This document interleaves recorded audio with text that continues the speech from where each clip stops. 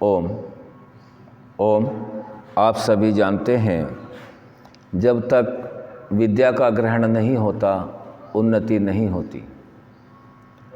यज्ञ के उपरांत वेद मंत्र का श्रवण करेंगे। मंत्र लिए गए हैं ऋग्वेद आदि भाष्य भूमिका से।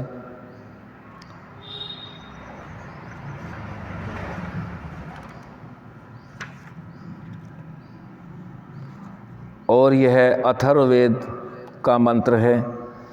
ओम या गोवर्ततानि परयेयति निष्कृतं पयो दुहानाव्रते नरवारतः सा प्रब्रुवाणा वरुणाय तादुषे द्वेभ्यो द्वादश विषा विवस्ते। इसका अर्थ स्वामी जी कर रहे हैं,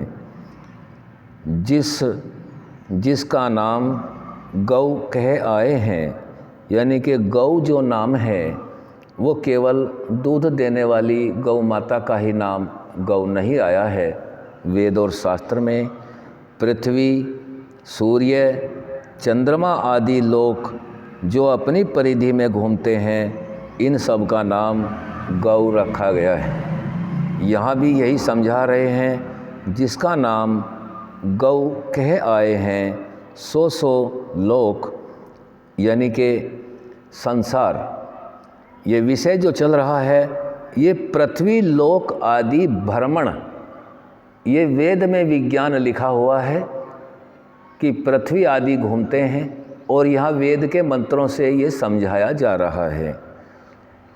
जो सौ लोक अपने अपने मार्ग में घूमता और पृथ्वी अपनी कक्षा में सूर्य के चारों ओर घूमती है, या गौरवः, अर्थात परमेश्वर ने जिसके घूमने के लिए जो मार्ग निष्कृत अर्थात निश्चय किया है, उस मार्ग में सब लोग घूमते हैं। यह वेद का मंत्र का जो अर्थ है, यह हमको समझा रहा है।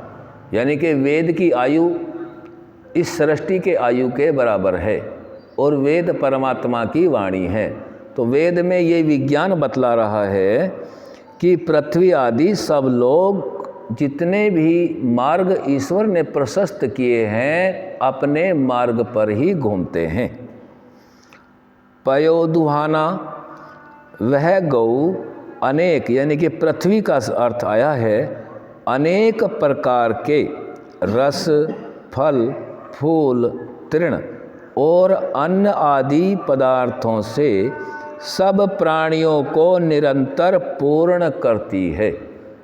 जो हमें भोजन देने वाला है, जो रक्षा करने वाला है, जो सहायक है, उसका नाम गौ रखा गया है। तो यह पृथ्वी के अंदर ही इतनी शक्ति है जो हमारे भोजन की व्यवस्था माता की तरह करती रहती है, तथा अपने अपने घूमने के मार्ग में सब लोग, जितने भी लोक हैं, सब लोग सदा घूमते घूमते नियम ही से प्राप्त हो रहे हैं। कोई भी लोक जो ब्रह्मांड में घूमते हैं, सूर्य, चंद्रमा, पृथ्वी, जितने अनेक नक्षत्र मंडल लोकांतर हैं, वो सभी अपनी अपनी निश्चित परिधि में ही चलते हैं। कोई भी उसका उल्लंघन नहीं कर सकता। से प्राप्त सा पत्रवाण, जो विद्या आदि उत्तम गुणों का देने वाला परमपिता परमेश्वर सब सामर्थ्य से युक्त जो व्यापक है, उसी के जानने के लिए सब जगत दृष्टांत है। ये जितना भी भौतिक जगत हम सभी के देखने में आता है, इस भौतिक जगत में कितना बड़ा विज्ञान, कैसे इसकी रचना हुई, कैसे मनुष्य जाति से लेकर के और ऐसी ऐसी जातियां तैयार परमात्मा के ज्ञान से हो रही हैं, जिनको हम आँख से नहीं देख पाते। और बड़ी जातियाँ हाथी जैसी। तो अनेकों जातियाँ जिनके अंदर आत्मा है, परमात्मा ने अनंत सामर्थ्य से कितने बड़े विज्ञान से बनाया और उन जातियों के लिए भूमि जैसी माता जो हमारा पालन पोषण करती है उसका निर्माण किया। और इसका निर्माण करने के बाद ही सूर्य जैसे लोक बनाए जिसमें किसी तरह की जितनी बल्ब आदि हैं सब फेल हो जाती हैं। सारे जगत को जिसमें हम रह रहे हैं यह सूर्य ही ऊर्जा प्रदान करता है और इसी ऊर्जा से हमारा जीवन चलता है। यह परमपिता परमात्मा की असीम कृपा है कि वह हमने इस प्रकार का सेवा करके यानी कि हमारे लिए मनुष्यों के लिए इतना कुछ निर्माण करने के बाद हमसे कोई किराया भाड़ा भी नहीं लेता है। केवल परमात्मा कहता है कि भाई मैंने इतना सारा सामान आप सभी को दे रखा है, कम से कम जिस प्रकृति से मैंने आपका ये शरीर बनाया है इस प्रकृति में तत्व शरीर में तो बहुत थोड़े हैं, ब्रह्मांड में बहुत ज़्यादा हैं, उनकी सुगंधि शुद्धि के लिए कुछ किया करो तो आपका पुण्य बहुत बढ़ता है। इसीलिए यज्ञ को भी श्रेष्ठतम कर्म वेद में कहा गया है। और वेद ये कह रहा है कि ये विज्ञान जो आज हम जान रहे हैं ये तो सृष्टि के शुरू में ही परमात्मा ने मनुष्यों की उन्नति के लिए वेद विद्या में रख रखा है।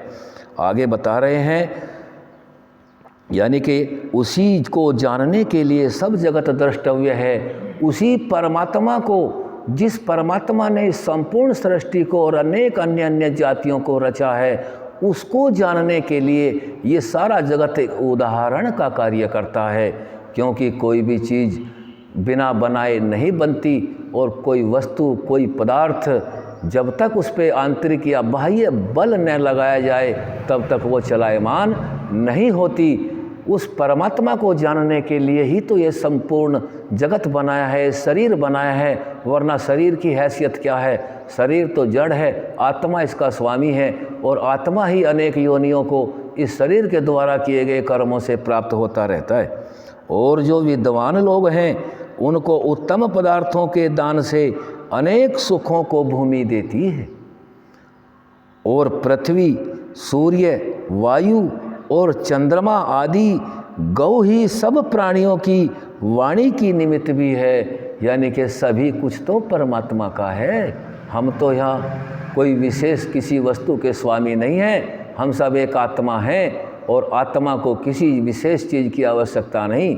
ये शरीर को पड़ती है। शरीर की उन्नति के लिए भौतिक उन्नति धर्म के आधार पर हम सदा करते रहें और आत्मा की उन्नति के लिए धर्मानुकूल परमात्मा का गुणों से गान करते रहें। यही हमारी सर्वोन्नति है। ये तो एक मंत्र वेद से रखा गया। इति ओम सम।